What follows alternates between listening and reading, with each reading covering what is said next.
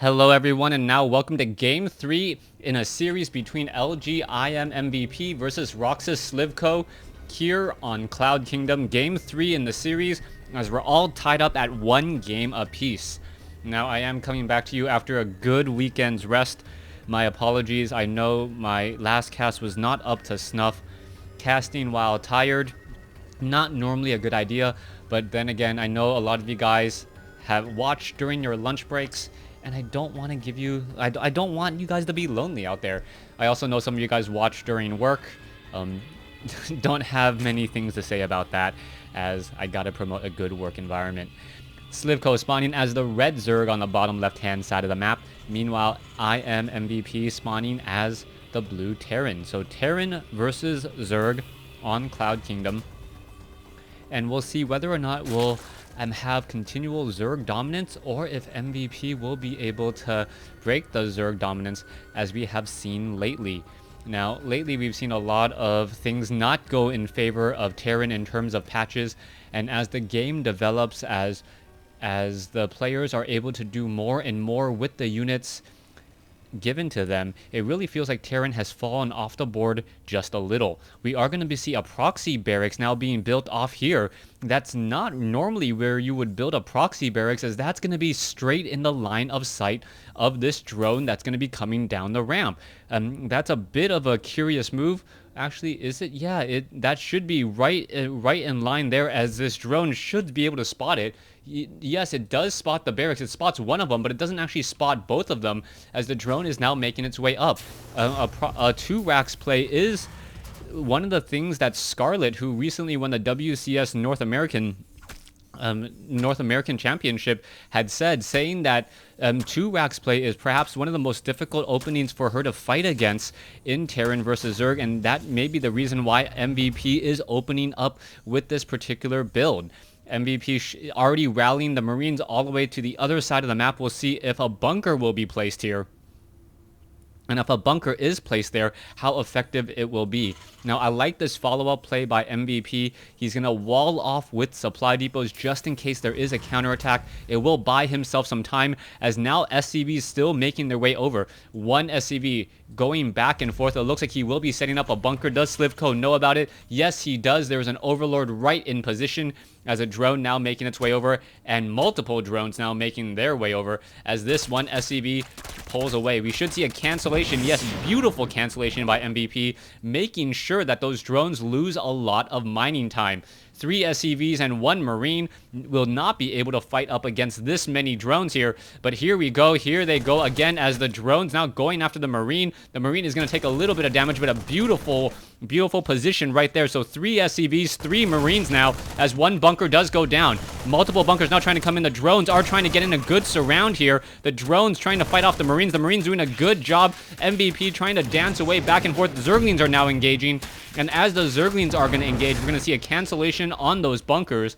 And will Slivko actually move out with these Zerglings? No, it does not look like it, as MVP now backing away with more Marines. He is still adding more Marines to this group. There is going to be a lot of Zerglings he's going to be going up against, as there's 1 SCV in that bunch as well. The SCV, however, not going to be good enough to catch up to those Zerglings here, as we're going to still see more 2 racks play. There is a Queen now, and a Queen with that range of 5, so effective against Marines.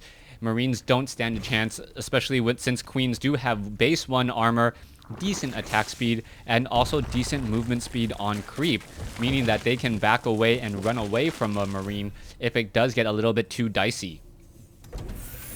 MVP now opening into a double command center build, following up this very heavy army pressure style with mass Marines, and now going into a very strong economic style. So I like this transition from MVP. It looks like this build is something that he's not coming off or just making up on the spot. He knows the timing. He is now getting very heavy into the command centers, and now finally getting into that double gas. Harvester count is 26 to 19, and you may normally be wondering why Slivko has such a low drone count. The reason behind this is he was forced to train a lot more Zerglings than he normally would. Each of these Zerglings now, or each pair of those Zerglings, could have been a drone. And as the Zerglings are not doing anything, the longer they are out not mining, or longer they're out not attacking, the longer that could have been a drone mining. And that is going to have things in favor of MVP. MVP now going into his third orbital command, most likely, as he's transitioning into mass barracks, 3 barracks play already at the 7-minute mark, and now going into a factory. There's the upgrade to an orbital. The Marines still looking for perhaps any overlords that may have wandered out a bit too far. And what is MVP's transition going to be next?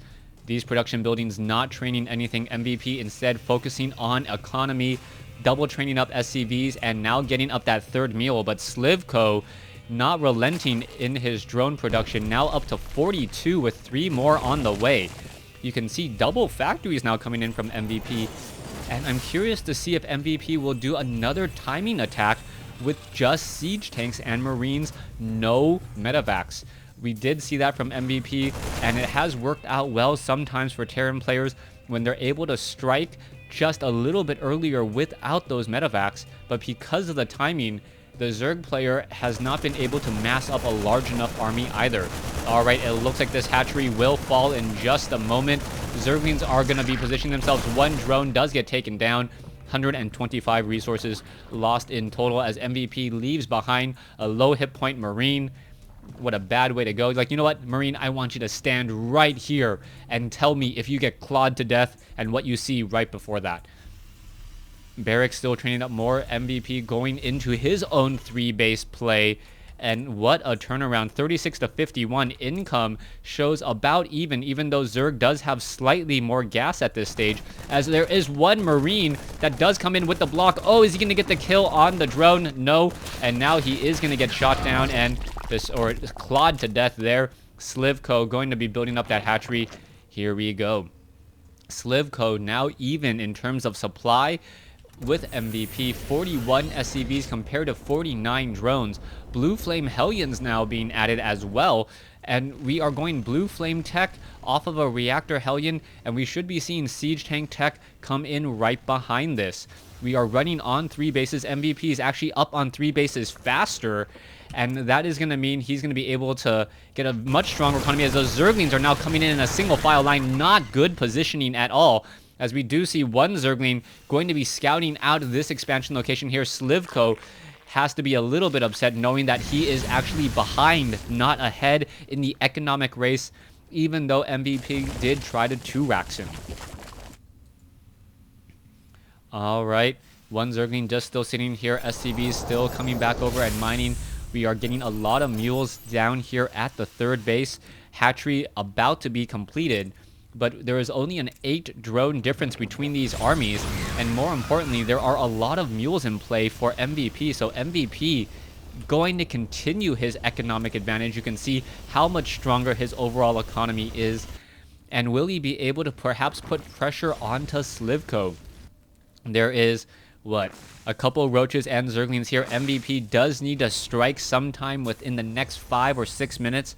Terran late game really not that strong against Zerg late game, and with the armory now, and with the armory and siege tanks and siege tech, it looks like that attack could be coming in. Interestingly enough, we are going into armor and weapons upgrade for those siege tanks, something you do not normally see, as those siege tanks are more of a glass cannon type unit. They deal a lot of damage, but once the Zerglings get within attack range, there's not much a siege tank can do about it without a lot of support. Slivko answering with a whole bunch of Banelings. I do believe that is enough Banelings to... No, that is not quite enough Banelings to take down an orbital command just quite yet. It does deal, 85 damage.